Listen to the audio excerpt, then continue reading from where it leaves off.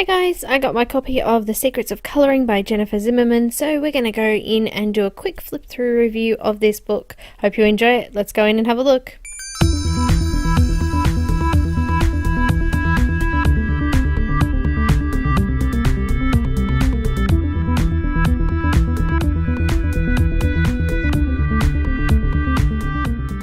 So guys, here it is. Now, out of respect for Jennifer Zimmerman and her Secrets book, there are some things in here which I will flip through fairly quickly, and also I've covered up a few of the secret things inside it, so that you are unable to see them, and that is because you do need to buy the book to have a look.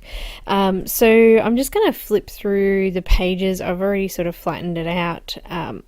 I've got my little watermark coming up on the screen there just to protect the book, obviously, and I'm just going to flip through. So there's heaps of stuff in this book. It's really chock-a-block full of as you can see, the table of contents is massive, so it's got everything that you can imagine in here.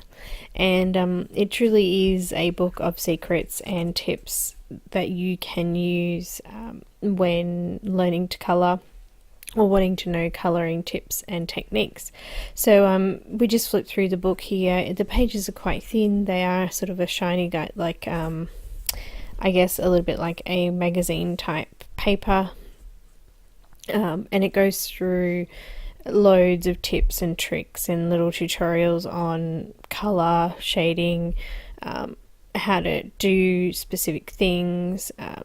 So you can see that we've got lots of things done with colour. We've got how to colour a shoe, we've got how to colour some bleeding hearts or backgrounds, and all those sorts of things there. So I am flipping through this pretty quickly, so it is hard sort of to see exactly what's in it, but you get the idea of the depth and the I guess the deep involvement that sort of happened throughout the making of the book. So these are a couple of the images that I actually did out of the book. So I've done a couple there. I've done the bleeding hearts in pencil and also in marker.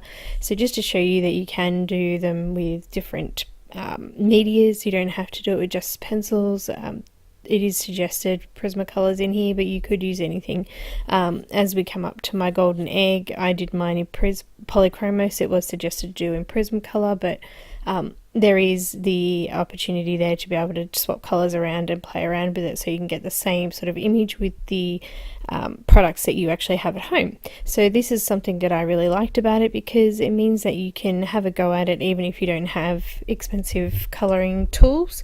You could sort of adapt it to your own tools and what you have at home.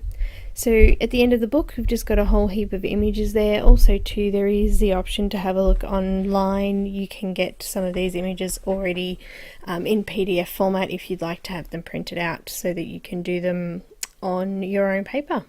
So guys, this is pretty much the end of the book now, and I hope you really enjoyed it. I really love this book, and I'm also going to do her other book as well, which I'll just have a quick flip through in a little bit. But I hope you enjoyed it, and if you did like this, please give a thumbs up, and I'll pop the link to this book in the description below as well. Thanks guys.